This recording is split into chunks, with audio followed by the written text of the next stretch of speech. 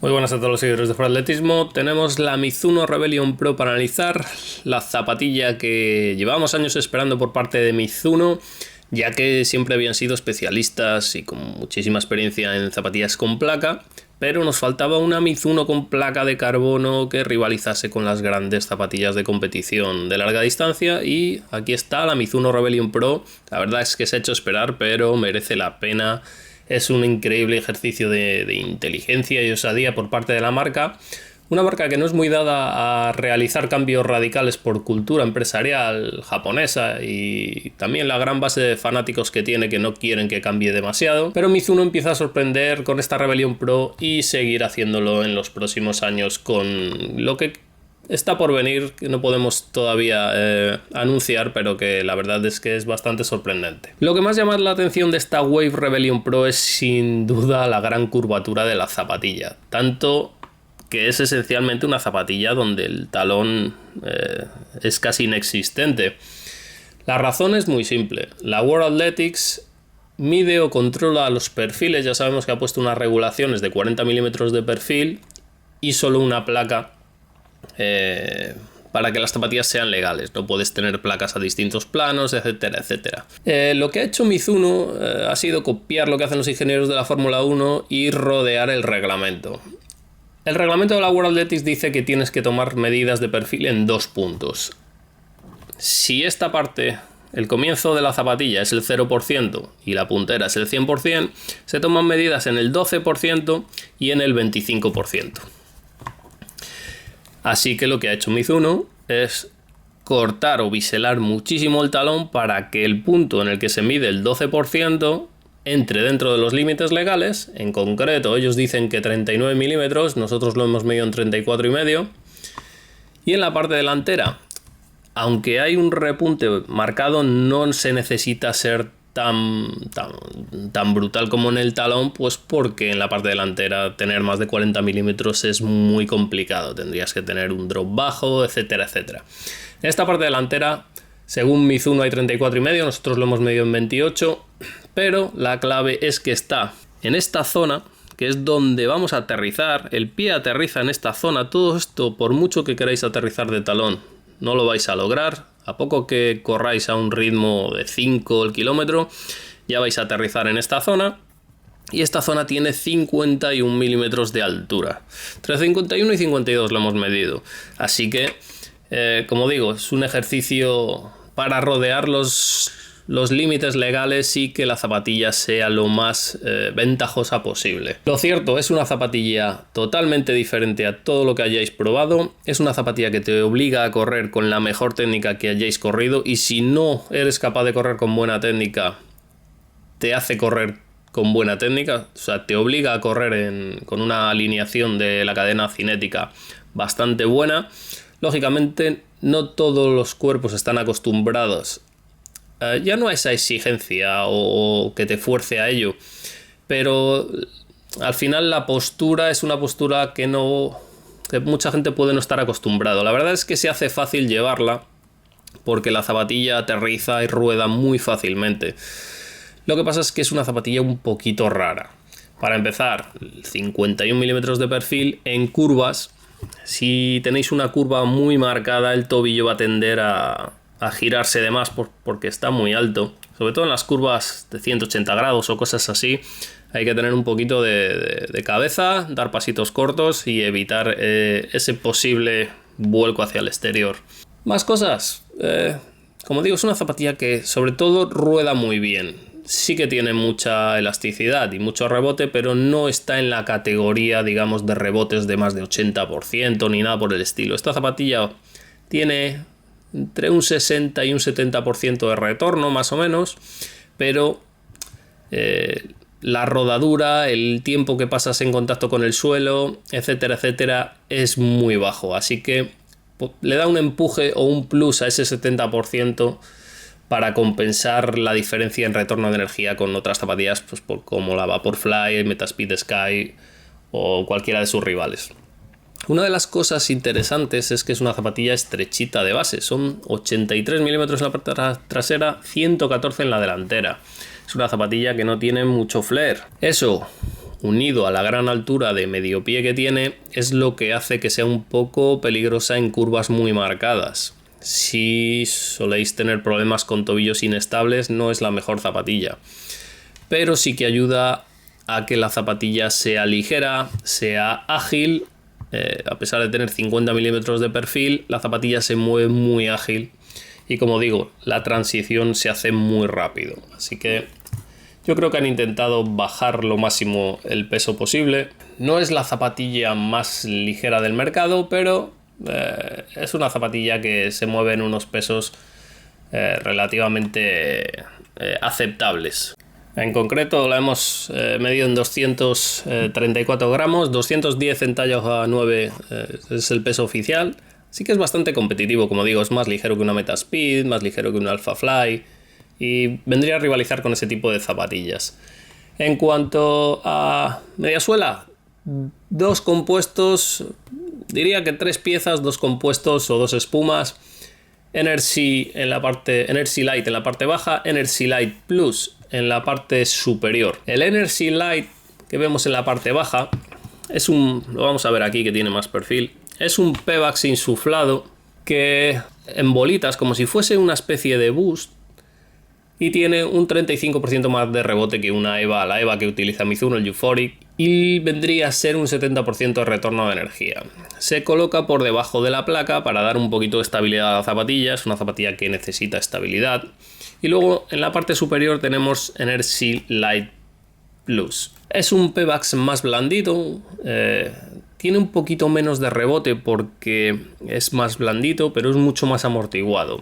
Esta parte que vemos en naranja y rojo es lo que hace que la zapatilla sea bastante agradable al tacto. Es una zapatilla no es tan blanda como una Vaporfly, por ejemplo, no te hundes tan de golpe, es más progresiva. Digamos que en esta parte te hundes similar, pero luego está la placa y está el Energy Light y se convierte en más progresivo. Así que es una zapatilla con la que no corres mucho peligro de Aquiles, a pesar de no tener talón.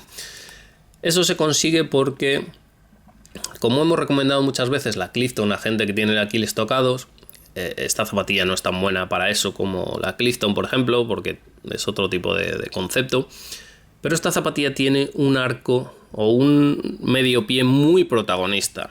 Vais a notar que no tenéis parte trasera y que toda la amortiguación la vais a encontrar justo debajo del medio pie. Además, la placa se eleva en esta zona para dar un poquito más de consistencia y eso ayuda a que el Aquiles trabaje menos. No tiene tanto recorrido de estiramiento porque, digamos, el pie aterriza en esta zona, la cadena cinética está alineada y el Aquiles tiene menos demanda por parte de la zapatilla. En cuanto a la placa, es una placa de una mezcla de nylon y carbono, se reparte 70% nylon, 30% carbono para reforzar un poquito la placa. La placa es bastante curiosa ya que, digamos, empieza justo en esta zona. En la zona media tiene una especie de refuerzos estructurales con forma de panal de abeja, con hexágonos, y luego en la parte delantera yo lo he denominado como una forma de abrebotellas, porque cubre toda la parte exterior, toda la parte delantera y toda esta parte interior, pero en el centro está vaciada. Eso lo que hace es reducir el peso, por eso estas zapatillas pesan un poquito para la gran cantidad de perfil que tienen, y además hace que los dedos no se fuercen a doblar la placa. Eso es lo que en muchas zapatillas, por ejemplo, la que más se nota es la Metaspeed Sky, tiene una placa muy ancha, tiene una placa continua, sin ningún agujero, sin ningún, digamos que no se bifurca, y lo que hace es demandar mucho de gemelos. Esta zapatilla, por la posición, puede demandar un poco de gemelos, pero la placa la han construido de esa manera para que esa demanda no se dispare a unos niveles que digas, es que no se puede llevar la zapatilla sin tener problemas. Quizá lo más sorprendente y en donde más ventaja saca a sus rivales es en la suela. Tenemos la suela más duradera de todo el segmento, sin lugar a dudas. Es una suela con la mejor tracción de todo el segmento. En asfalto es brutal como agarra. Se puede utilizar en tierra, aunque en estas zonas se pueden atorar algunas piedras. Lo ideal es utilizarla en asfalto, asfalto seco mojado. Gracias a estos tacos, son 262 tacos, de un material denominado G3, 68 grados de dureza, son tacos bastante duros, agarran muy bien en pista de atletismo, agarran muy bien en asfalto, incluso en acera, a poco que tenga rugosidad del terreno, la zapatilla agarra muy bien. Y como digo, dura muchísimo, incluso en mojado, no en superficies lisas y mojados, pero en asfalto mojado agarra muy bien. Como he dicho, caucho G3, que es una resina de poliuretano insuflado, le da, aunque la zapatilla vale más de 250 euros, que ahora es como el precio normal para una zapatilla de carbono, la durabilidad, digamos que acompaña. Esta zapatilla tiene 80 y pico kilómetros y no tiene nada de desgaste. Calculamos que 700 kilómetros mínimo le vamos a sacar a esta zapatilla con la suela que posee.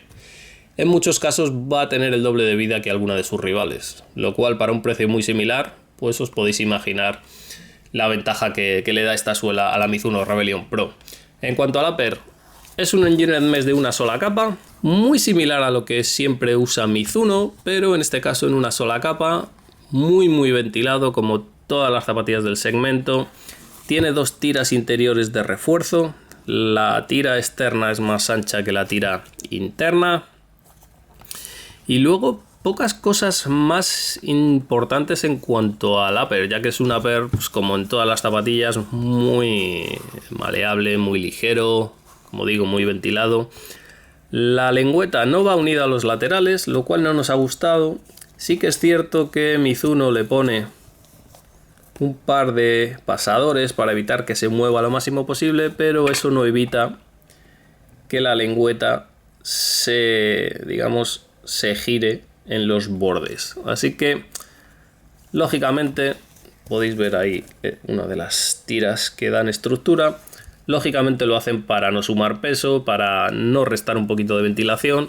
No nos ha dado ningún problema, pero además es una plantilla muy maleable que es muy difícil que provoque rozaduras.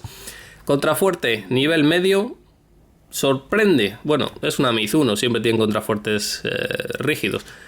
Es un contrafuerte rígido, de medio a tirando a firme, pero como veis es un contrafuerte que en vez de estirarse hasta esta zona como es típico, básicamente es una pieza que da estructura en esta zona y luego aquí ya no hay nada.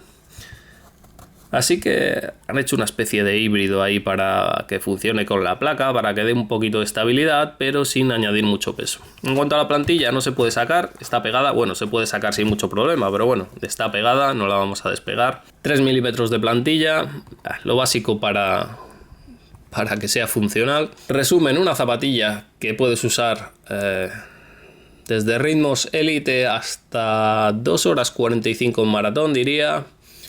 Es una zapatilla que recomiendo utilizar primero, antes de volcarse en un maratón. Recomiendo utilizar por lo menos en una media maratón antes y en alguna tirada larga, porque es una zapatilla diferente, es una zapatilla rara, que te va a colocar en una postura que quizá no estés acostumbrado, pero que la verdad da gusto correr con ellas porque notas que estás corriendo con una técnica que muy poca gente tiene, porque la zapatilla te obliga a correr de esa manera muy eficiente. El rebote o la elasticidad no son brutales, a pesar de que lleva Pebax, pero como digo, con las geometrías compensa mucho esa falta de rebote, ese 10% de rebote que le falta a la zapatilla, lo compensa con estas geometrías tan agresivas. Tenéis más datos en la prueba escrita, hasta un próximo vídeo.